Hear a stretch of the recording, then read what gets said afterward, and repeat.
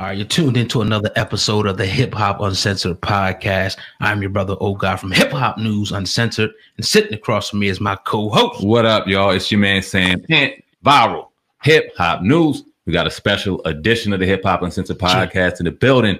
We got our man, Vic, the publicist, and our special guest, Conceited, is in the building. Conceited, what's good? How you doing today, family? Appreciate having you on. No doubt, no doubt. We all ain't got shit else to do, so you know what?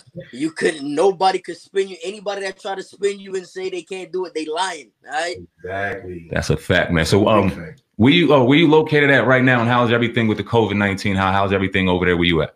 I'm actually in Miami. And I mean it seems cool. I mean, you know what I mean? Unfortunately, I don't really, watch the news as much. I mean, I get all my news, from online or when somebody tells me. So I mean, but I'm pretty sure it's not as crazy here as it is like back in New York. Like New York is wild right now. So we in Jersey, so we know the feeling. Oh, so yeah. So y'all right there, yeah. Yeah, we know the feeling. How is it in Jersey? Which is gonna be weird because it's probably nowhere near as crazy as New York, though, even though it's right across. Yeah, it ain't New York. Stuff is shut down. Everybody got to wear masks. It's definitely a different vibe. Mm-hmm. Shit ain't open, so it feels weird, but it's still the same, man. I don't see people sick, even though a lot more people are getting sick. I don't want to put any, negative energy out there. People are getting sick, and it is a serious situation, but definitely. Seems normal. The atmosphere seems normal. We just ready for it to be over like everybody else. Word.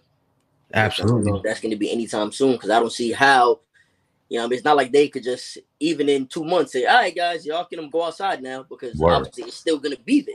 You know what I mean? So. Yeah, it's definitely crazy, man. Unprecedented times. Well, happy that we got you in the building, man. Legendary battle rapper, indeed, Conceited in the building. I guess we can kind of just go back and start, man. How you actually got your start rapping, and then how you made your way to battle rap. It was really battle rap first. Like, okay, it wasn't like I was a rapper, and I was trying to be a mainstream rapper, and I was like, oh, let me battle to get my name out. That was because that's what a lot of niggas was doing. Mm-hmm. A lot of niggas was battling because they wanted a rapping career. So it's like, yo, let me battle to get my name out. Let me battle to show I got skills, and then they can hit my records. Me, I was just straight battle rapper. I mean, me and my mans and shit in school, we used to do a couple mixtapes, but that was just because, we were nice. We had bars. So it was like, yo, we don't do anything else. Let's just do it. But we was never, ever like, yo, let's be rappers. And then as I started watching the Smack DVDs, once I saw Mook and Mills, I was like, battle rap is exactly what I want to do. Word. That was it. What's your first recollection of the first battle you had? How'd that go? Where was that at? Speak on that. The first battle I had, oh damn, that's crazy because I don't even know. It was the first shit. Trying to think of not like a main just trying to think of one around the hood. Mm-hmm. I think it was against this one. This had to have been the first one. It was just one dude. It was my man's brother. And he was like, yo, this nigga's crazy. And I was like, all right, nigga, where niggas at? I'll pull up. And they were like, nigga, we on the block now. So they were all chilling on the stoop. I pull up with my man's, and my man's had a white Acura, but his bumper was black. Because and I don't know if he ever wanted to change the whole shit black or he was trying to do something, and it was just taking time. Niggas ain't have no bread. And I think that's why it was a dude from the Bronx. I don't remember his name. I think his name was Hove, actually. His name was Hove. And I pulled up.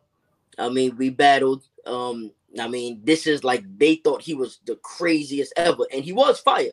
He was fire, but I'm CON. So it's a whole different ballgame. But his was the line that killed us, that had us crying. He did not know who drove. he just see niggas hop out. I mean, by the time we got there, he don't know who drove. But it was just so funny because he was just like, and I don't know who it is, but you need to fix your bumper. Nigga, or the clip will thump you. And everybody just started dying laughing. Because we was dying because we be heating my man over his bumper. So when he mentioned that in the rhyme, nigga, I started crying on the low. I looked at my man like, yo, nigga, you just got me cooked with that one line. It was crazy. But yeah, I mean, the general consensus of the joint was like more of like, oh, yo, this nigga Conceit is crazy. Boom, boom. And that was it. When did you know that when you had the skill, you like, no, you know what, I got it. I'm going to be a battle rapper. I'm going to go, do this full time. When did you first know that? Like, explain that whole process. So I've always knew I had the lines. I had the ill punch lines. Like, I was like impressing myself with my lines. So I'm like, and everybody usually you are your worst critic. You know what I mean? So once I started writing all these lines, all these bars, I'm like, this is fire. This line is crazy. This line is crazy. And then I just always felt like I was like just really good. I mean, especially with out of all the people I was watching, they were nice too. But I was just like, okay, I think my lines are better. So honestly, I think I always had the confidence in my writing skill. Like I always had the confidence in my punchlines. I mean, now I did not really know until I had a battle in front of a crowd. Okay. That's when I knew. I mean, I was still shook though. I mean, I was still nervous, and I flew all the way to LA. It was to battle in some shit called the Pit. And that was the first big crowd. I mean, we always had it, a couple niggas here, a couple of his niggas, my niggas, boom. I mean, a couple of, but this was like a stage and a crowd. I mean, and that was the time. I battled a dude named Double P, and I was in LA. And I mean, I'm in New York, and I went to LA. So I'm in the West Coast, so I'm already like shook as far as I don't think the style is gonna, register or resonate really. I mean, so I'm like, I mean, I'm probably gonna do this, say like the bars I say, the slang I say, they gonna be like, yo, man, you don't know what the fuck you talking about, nigga. We don't say that shit. I mean, but it was actually dudes who was really into the battle culture there. I mean, so they was up on everything. And once I saw the crowd bugging out of like all my lines, I'm like, oh shit, I can really do this. And this is a hometown hero I'm going against. I mean, so from that point on, that's when I felt like, I got it. I'm good. What would you say about like rappers that come out like a Cassidy or somebody who started, in the beginning of this thing and come back now and try to get in the ring? How you feel about that? We're gonna go Cassidy, minute 8 of the broadcast. Or Joe Budden or somebody. The thing is, well, see, Cassidy used to do it for real. So Cassidy used to battle. I mean, I never seen it, but that's just always the story. I mean, that's always the story of Cass, was a battle rapper in the streets, and he got so many stories to back him up. And I mean, I don't think by this point it could be all lies. I mean, Meek said it. This nigga said it. I think maybe Gilly said it before. Cassidy says he had 5,000. I mean, out of that 5,000, 500 got to be real at least. I mean, word. So, but with Joe Budden, the Joe Budden thing is Joe Budden wasn't a battle rapper. So I just think they look at us and be like, you think it's battling? I can do that. I could do that. But they don't understand it's completely different. Yeah, you could go in the studio and lay that fire. Joe Budden is one of my favorite rappers. Fact. As far as like bars, like one of my favorite. Fab, Joey, like those were my top 2 mixtape days. Like those 2 niggas. Like, so I mean, when you go against somebody and you just got a big ass crowd, and there's a certain way to deliver shit, certain way to pose. There's no beat here. So all that flow and shit, you could just take it out. This right here, you gotta just talk to a nigga. So it's just completely different. So I mean, when they come in, I just want them to just know it's a whole different world.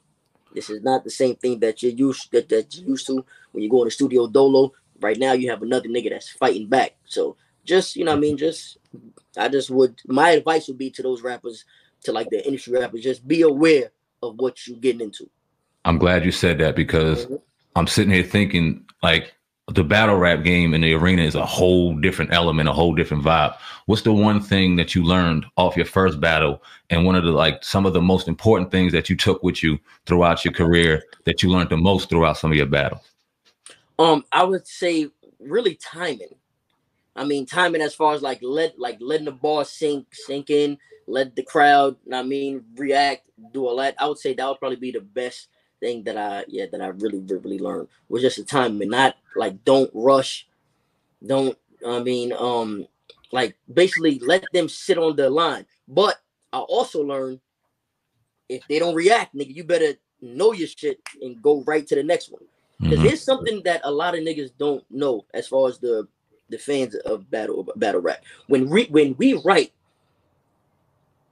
write expecting, all right, boom, and I say this, I know they're gonna go crazy, so know what I mean? So you write it thinking you're gonna get that reaction. When you don't get it, it fucks you up. Because you're like, oh shit, nigga, my plan was to pause here and just, you know what I mean? But now you gotta go right into it.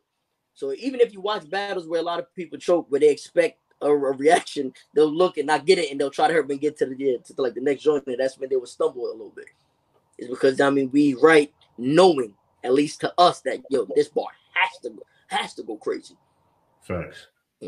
Absolutely. Have you ever had a moment when you were battling and you were like, yo, I'm losing, this dude is getting the best of me, I gotta come out with something, you know what I mean, like this? And also, how much of it is on the spot and how much of it is like all of it like just being retained, something you was prepared for? For me, 99.9% of it is preparation. It was all prepared. I mean, if I say something that's if I freestyle a battle, it's gonna be one line, maybe 4 bars. It might be 2 bars, 4 max. That's it. That's it. Other than that, everything else is strictly was all premeditated, all inside here, ready, tailor made for this nigga. Which one is more difficult? I'm sorry to cut you off, but which one is more difficult to do in the battle rap game? Something to freestyle off top, or to have something like you said, cerebral, ready to rock all day long? Which one is more tough? Which one is more difficult? Yeah, like okay, because like in a rap game, freestyling, you know what I'm saying? Somebody coming off the top, some of the greatest rappers of all time, Jay-Z, Lil Wayne, they never write, they don't got a pen. But you say in the battle rap game, everything is prepared, everything is ready. You already know on the top of your head. Right. For me, yeah. I mean, there's some dudes that can freestyle, but I mean, majority of battle rap is all preparation. I mean, it's all prepared. You know, we get a month, 2 months, 3 months, 3 weeks, you know, to have an opponent to prepare to come with these rounds that they expect us to have professionally done, tailor-made, and lit. I mean, they don't want the freestyle. Now if you nigga that could freestyle really good and it won't look whack or stumbled or like, yo, I'm a freestyle, like, yo, yeah, then no. But if you're nigga that's good at it, you could throw it in with your written, like something that like Hollow does. Just throw it in there and it sounds like that shit was written and it's a hate maker. Great. But I mean, these leagues rather you come prepared with your material. But to answer your question, freestyling for me is way more difficult. It's easy for me to write rounds and just memorize them. Yeah, I hear you on that. Once you come ready for a fight, y'all make it look like though that y'all coming up with some of the stuff on the spot. Like, you know, he said something. Some yeah, there's definitely some people that do it like Hollow freestyle, DNA clips. I mean, there's dudes that definitely do it. All right. But speaking on Charlie Clips, how was your relationship with him and Hitman Holla? Like, where did that begin at? Let's see. I met Hitman, I think in 2009. When I went to St. Louis for the first time to battle Jesse James. That's where the meme came from. Was that battle. So that's where I met Hitman. Been a solid nigga ever since. I think Clips I knew for about this a little longer, probably like maybe like 08 or something, 08 or 09. and same time, but either the beginning of '09 or like the middle to ending of '08 was like when I met Clips. And our relationship, my relationship with both is great. Great. Those are my brothers. Dope. What's the road for a battle rapper, top to bottom? I want to be a battle rapper, not me personally, but you got a kid out there aspiring to do what y'all do. What's the road that one has to go through to get to a URL or KOD or one of these leagues? Okay. See, I probably won't be able to answer that now, but I can tell you what I did. Word. You know what I mean? So what I did is, first thing I did was put the bars up, just rapping, just battle type bars. Just this is back when when people was just where those verses can go towards anybody. Where it was just, yo, pull up, I got a nigga, boom. You just come with this ill fire punches and all that, and boom. So that's the type of shit that I had first. I put that on the internet, let that generate some buzz, and I hit up D-Rec from Grind Time. Hit up him. I was like, yo, what's good? Boom, boom. He was like, yo, I just saw your video. It's crazy. I have a battle for you. Do you want to battle this person? I'm like, no. Because this was Grind Time. This was, I don't know if y'all remember that. It was just nowhere near my style of battling. It was more of like, you look like Richard Gere and Windermere and Little Queer type shit. Back in back in 04, right? No. I wasn't battling then. This was 09. Okay. 08, 09, late 08, probably late last quarter of 08 to 09. Because my first battle that went online was 2009. Okay. All right. And my second battle was in the Lions Den. So my first one was in LA around people. I'm talking about like crowd wise. The first one was in LA. I flew to LA for that. Then it was in Harlem in the Lions Den, where Mook and Lux hosted. And then I flew to Stockton, California, where my man Fox is from. We created the Jungle. I battled a dude named L. Dot. That was the first one to go online. That was 2009, February 2009. So, but anyway, I told D-Rec, no, that's not my style. He said, all right, I'll try to match you up with somebody. Now, I just always treated myself as if I was already known and on, even though I was a fucking nobody. But I just had a certain confidence and swagger, because if I carried myself like that, they would treat me like that. Mm-hmm. So, I did like, nah, I'm good. I just made it seem like a lot of stuff was actually beneath me. Luckily, it worked. In reality, he could have told me, my nigga, who the fuck are you? Bounce. He could have. And I just would have to be like, nigga, you're right. I'm out. Word. But I was just like, yo, you know what I'll do? I'll come and judge a battle. I'll come judge. So I already, try to make it seem like, nah, they not worthy. I'll judge. So I judged the battle. Then that's when me and my man Fox created the Jungle, and I knew, like, I was like, all right, I'm already gonna have New York, so I need the West Coast fans. So that's when I flew to Stockton, California, and I battled a dude named L. Dot, and it went online, and instantly, boom, went crazy. Then Grind Time hit us. Yo, we want to come out there, shoot a Jungle battle. So now we're hyped, because at this time, every Grind Time battle went to World Star. So we're like, yo, oh shit, that means we're gonna be on World Star. We're gonna be on World Star. Oh shit. So there was like, yo, we saw that Conceited Kid. We want him and somebody. My man Fox was like, yo, I got other niggas too. It's like, I bet. So that's when like QP's first battle, and he went crazy. My man Heartless first battle, he went crazy. And I battled Tall T, God bless the dead. And I hit up D-Rec after they had all the footage. I'm like, yo, what's up with World Star? Because this time we're thirsty for World Star. And he's like, yo, I sent them all, but they hit me back and said they're not taking any Jungle battles, only real Grind Time battles, no Jungle battles unless they feel like it's crazy. One of them ends up going up. Who was it? CON. Boom. I'm like, whoo! He calls me, yo, they took yours. They actually put it up. I'm like, oh shit. And from that point on, it was just history.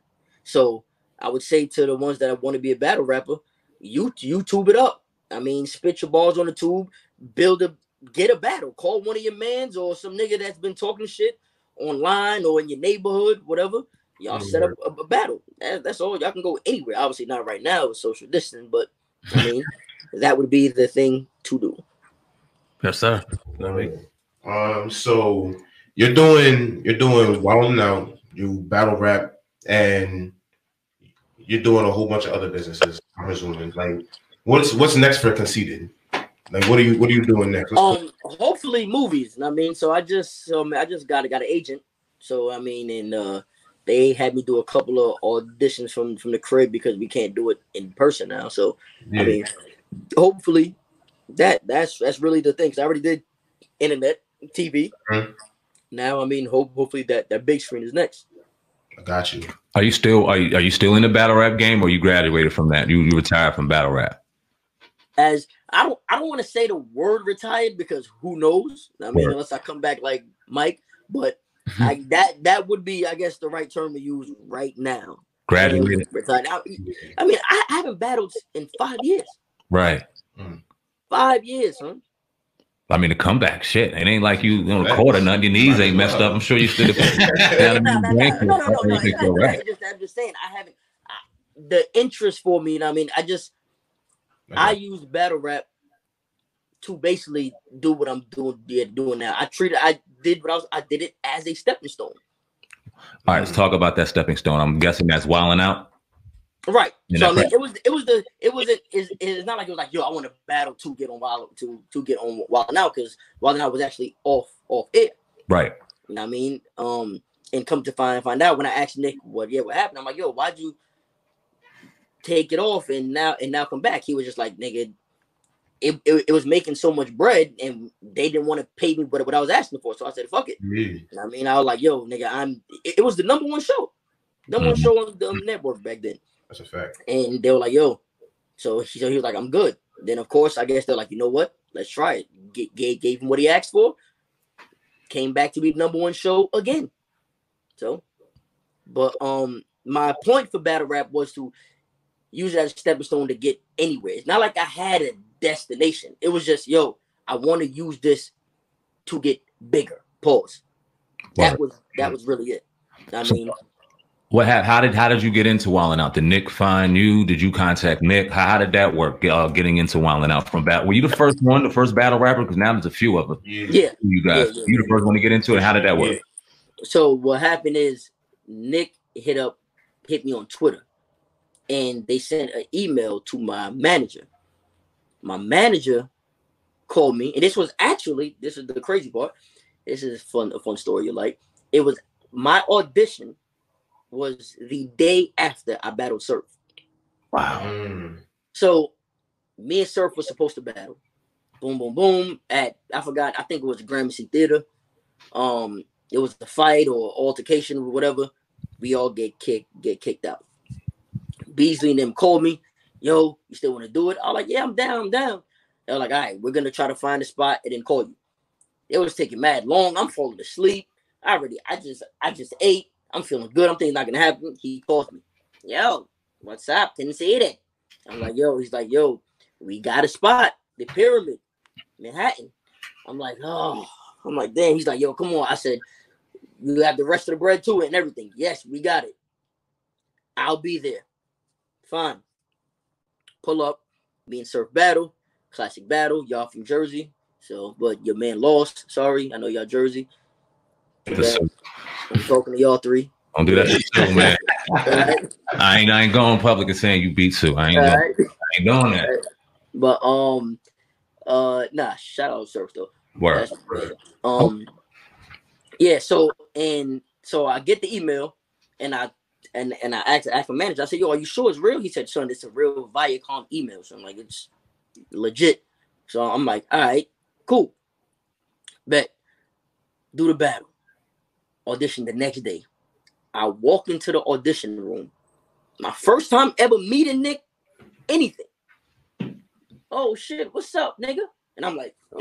Fuck said that.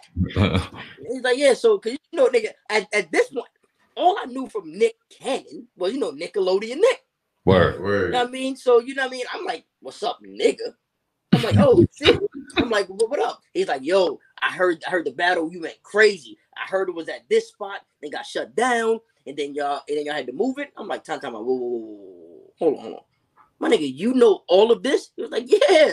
He was like, yo, I'm really in tune. I'm like, oh, this nigga really is on it for real. Word. He really is about that battle life. And then I did the audition. I don't want to say killed it, but I killed one part, which was the battle part. They were like, all right, well, you made it to the second one. I did the second one, which was basically a simulation of the show with all the cast that they thought was gonna be good. I stunk it up all the way stunk it up. Damn. Horrible. But Nick was laughing at everything I did. So I'm like, okay, I know what this is. He just likes me. He just want me on the show. I know the producer was like, my man, yo, what do you like about this nigga? He was horrible. So, but I'm leaving. I'm like, all right, yo, Nick, good looks and opportunity, peace. I'm ready to call Smack. Yo, Smack, who's next? What's up? What's up? Anybody. You know, at this point, a week go by, I get a call from MTV, like, yo, we loved your audition. You made it. Welcome. I'm like, wow. Word? I'm like, all right, shit, back. Dope. Dope. Speaking of Nick Cannon and Eminem, what are your feelings towards Eminem? And how do you feel about Nick Cannon and Eminem's beef? Pause. But I mean,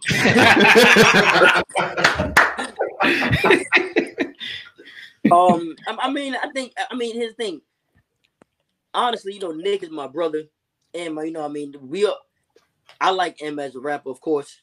I mean, the whole point, you know, we definitely wanted him to come on the show, but you know, M keep talking about Nick. So I mean, Nick he can't just stay quiet. Yeah. I mean, he's one. He get on the Fat Joe record and dissing Nick, his baby moms. I mean, so I mean, he gotta stand up. But I definitely do want to see them battle of some sort. I mean, whether it's on Wildin' Out, whether it's whatever it is. I mean, regardless, just so the shit can end. Just so the shit can end, and I mean, everybody be happily ever after. I want to put this in prize fighting terms. Do you think, in your professional analysis, that Nick Cannon has a puncher's chance against Eminem lyrically in a battle? I'm team Nick Cannon all day.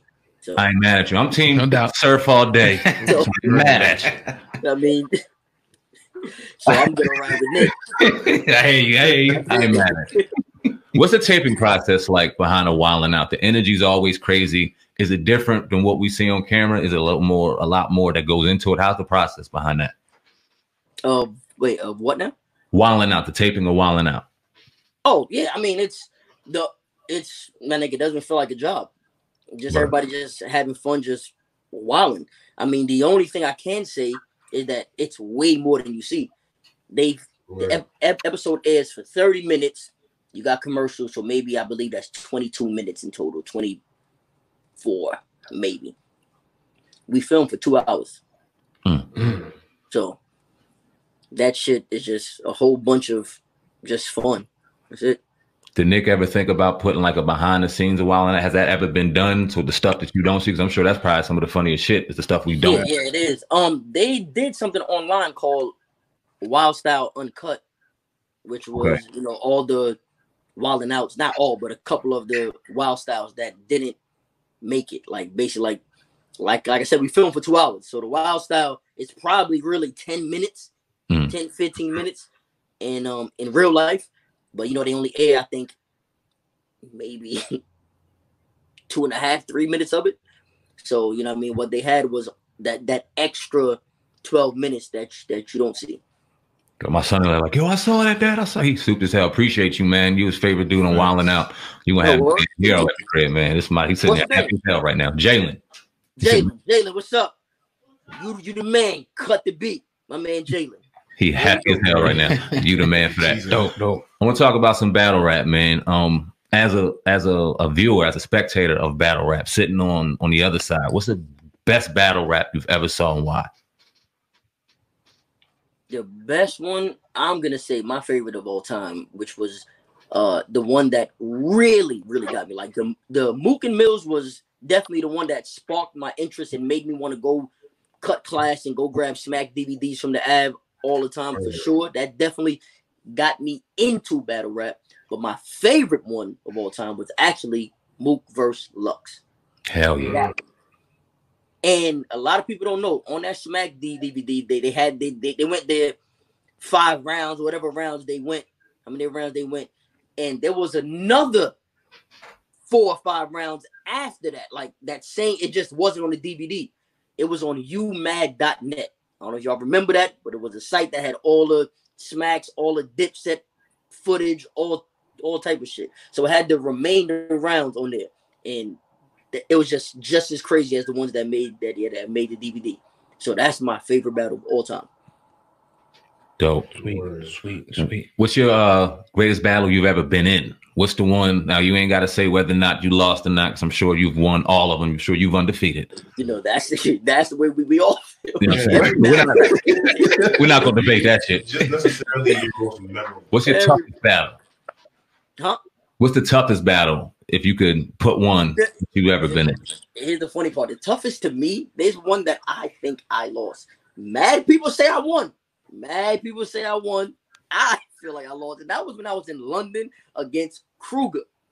That nigga went crazy. But you know what I mean? Little kid from London. So, a lot of people are just like, I ain't trying to hear that. But what he was saying, I was sitting there like, oh shit, this nigga got crazy. But I got super crazy too. Just that I never got hit. You know what it really was? I just never got hit with punchlines like that. Everything I battled wasn't really a punchline rapper besides B Magic. You know what I mean? And that was way after. So that was my first time like really getting hit with lines. Like I'm like, oh shit. So this is what it feels like that I be doing to niggas. Damn. That sneaker collection, man. I seen the video, man, and you was showing that collection, and it's fucking sick, man. How did you like? Cause you got sneakers that didn't come out, right. Or like just like samples. How did you get like all those sneakers like that, man? Could you put us on game? Yeah. So some of them, I don't know if y'all know. This is like gonna be like a super duper name drop right now, but Jordan's son, Marcus Jordan. He has a store called Trophy Room. So, a couple of friends and family joints that that never got released. I got from him. Okay. There's a few dudes. I don't know if I'm allowed to even say their name because I don't know how that relationship with Jordan Brand works. When they get stuff, they're probably not allowed to sell them. But I know I can mention one. This one dude named Scotty. His Instagram is SneakerSlut23. He has like the craziest stuff like ever. You know what I mean? So once you meet some people like that, like right. There's a few of those. There's probably like three of those type of dudes. And I mean, everybody that's in the sample and rare sneaker world, they all know the 3 to go to. Like it's not, if we wouldn't recommend going to anybody else for none of the super rare crazy shit. Is get it from them or it's questionable. Right. My man look like Kirk Cousins sitting in there. He got all the sneaks too. This crazy. I'm on his joint right now.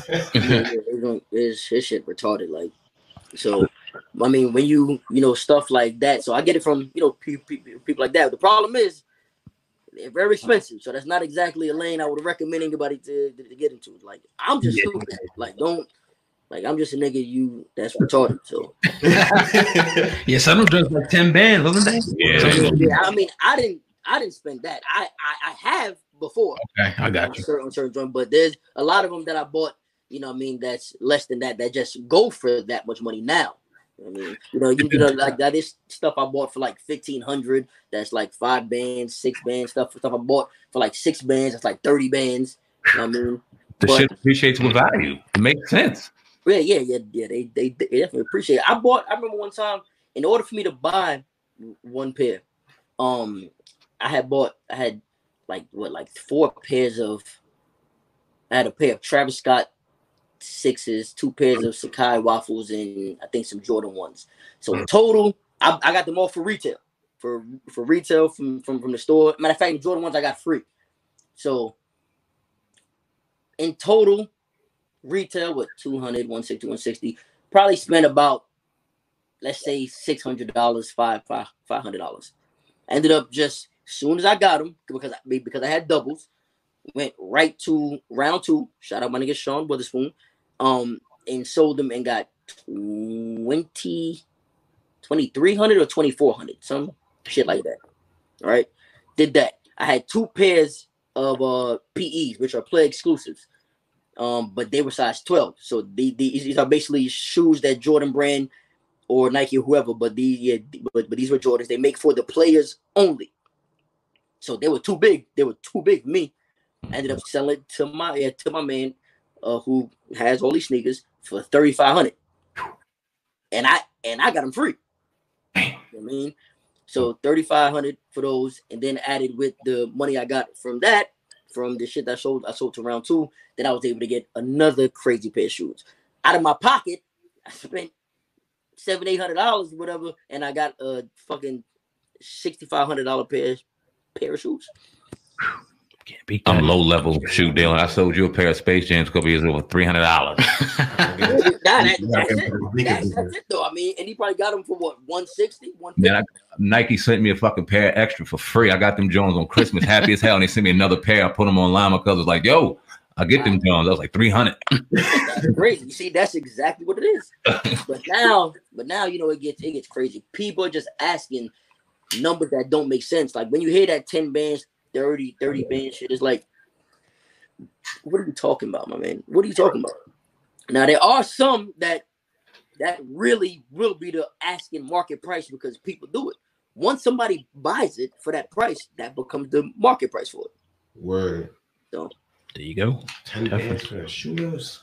It's crazy. Let's talk a little hip hop, man. Obviously, we've been seeing these battles on IG. I think they're dope. Want to get your thoughts on battle rap on IG too. But my first question would be: we see Ja Rule and 50 Cent going back and forth now. Would you want to see a battle between 50 Cent and Ja Rule on IG if you've been paying attention to these IG battles? Of course, I would. And it has nothing to do with anything besides, I think resumes match up. Because I mean, I kind of really don't remember. I know Ja Rule had hits. We know 50 had hits, but it's not even. I'm not even going by the it'll be a good battle type of thing. I would love to see 50 and Ja Rule on camera talking to each other. That'd be crazy. Who you At talking one to? time. What? That shit's breaking the internet. Yeah, that'd be crazy. I don't know if they get to the battle. They probably start cussing each other out.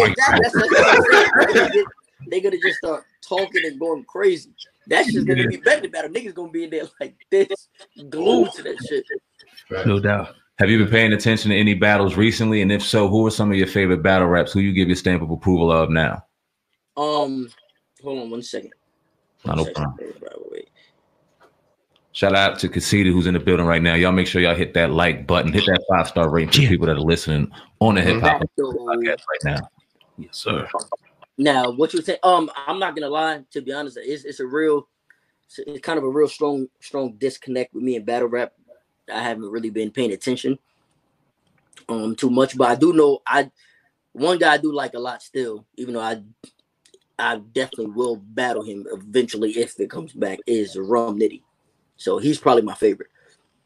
Was there talks of him? I don't see. You say you disconnected, so I'm not sure if you know, but I heard there was talks of him and Cassidy possibly getting in there. I heard him and Mook too, but I don't know if Cassidy went into that work at all. Yeah, I mean, I'm not gonna lie, brother. I would have no idea about that. Graduated, man. Yeah. Yeah. So if you want, you could drop, where people can find you, and if you have any new projects or anything people can look forward to, Conceited. Oh yeah. I mean, of course you could always. Oh, actually, the new season of Wildin' Out is dropping. It's gonna be every Tuesday, 8 p.m. on VH1. It's gonna be dropping April, I believe, 21st.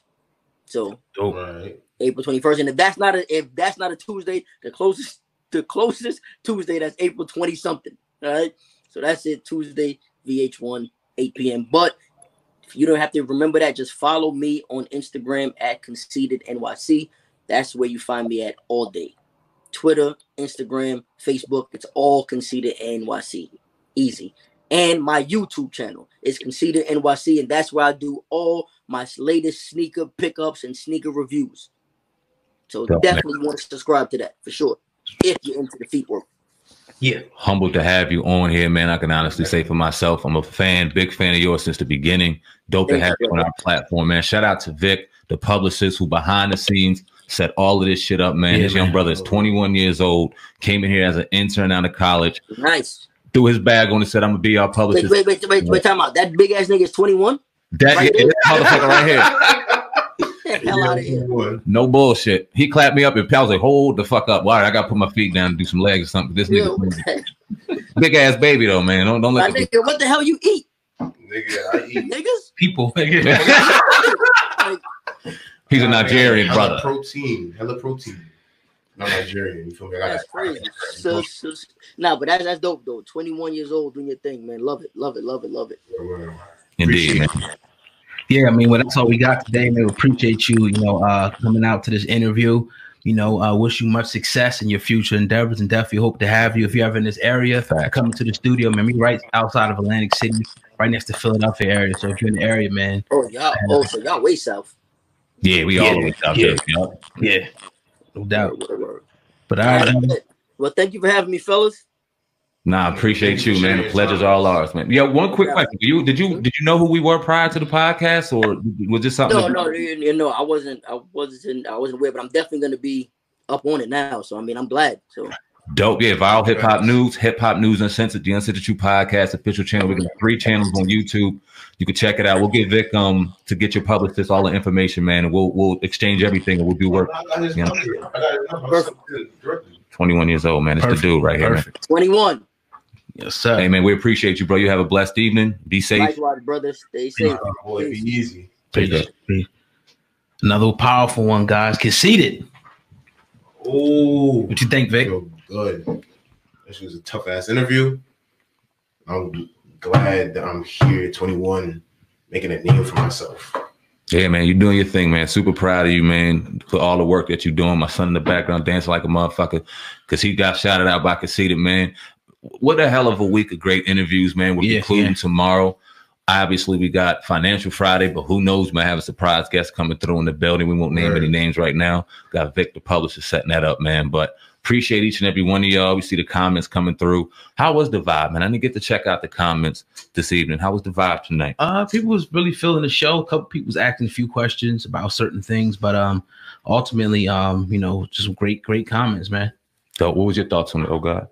Great interview. We, 3 in a row now. We're gonna keep pushing them, I can't wait to have this brother in here. And now I'm definitely going. I never really watched Wildin' Out before, but I'm gonna be checking it out now, looking through all his battles now. I'm a fan, definitely. You know what I'm saying? So shout out to New Midwest Media in here, leaving comments, and a few other people down there. We definitely appreciate you, listening to the show today, man. We live, and we're going to try to give you these interviews live right here on this channel, definitely. Indeed, man. Shout out to 10 Toes Down Movement. Much love and respect to the fellas rocking the show. Appreciate you, brother, as we go along our movement. If y'all haven't seen any of the interviews that we've done in the previous days and the previous weeks, go to Hip Hop News Uncensored, Viral Hip Hop News, or right here on the Uncensored Truth Podcast official channel to check out all of those interviews. Or if you want to hear it sonically, man, throw the headphones on and vibe out. You can check us out on iTunes, Spotify, Google Play, and all major online outlets. And I would be remiss if we did not exit before letting y'all know we got some great deals and great offers coming as far as the podcast promotions are concerned. If you have music, if you're an artist and you want to publish your music on a podcast, you want to stay tuned because we got some special news that will probably drop maybe even tomorrow about some sales going on with that. Yeah, definitely. What the hell did I want to say? Hit that 5-star rating if you're listening on the Hip Hop Uncensored podcast, the audio version, guys. If you watch on YouTube and you want to get the audio version, no matter if you got Spotify, iTunes, Google Play, you can get our episodes each and every week. We got 4 episodes per week. So go on any one of those sites and follow us, Hip Hop Uncensored, and you'll get every single episode we drop because we only drop portions, on certain channels. But that you'll get the full version. And I'm trying to think of anything else, but I think that's all I got over the side of the table, man. Definitely. Vic, you got anything closing remarks before we get up out of here, man? I'm just blessed to be here. It looked crazy as fuck outside. Yeah, man. Shit. It's getting dark. That's what happens at night. No, I'm talking about the fucking atmosphere. That shit foggy as a motherfucker. I don't listen to Vic right now, man. This is Sandman, Viral Hip Hop News. Oh, God, Hip Hop News Uncensored. Vic, the publicist in the building. Shout out to my son in the background going crazy. We are the Hip Hop Uncensored Podcast. Shout out to Conceited for a dope ass interview, man. Y'all can check that out on iTunes, Spotify, Google Play later on in the week. Over and out. Peace. Deuces. Yeah, have a good one.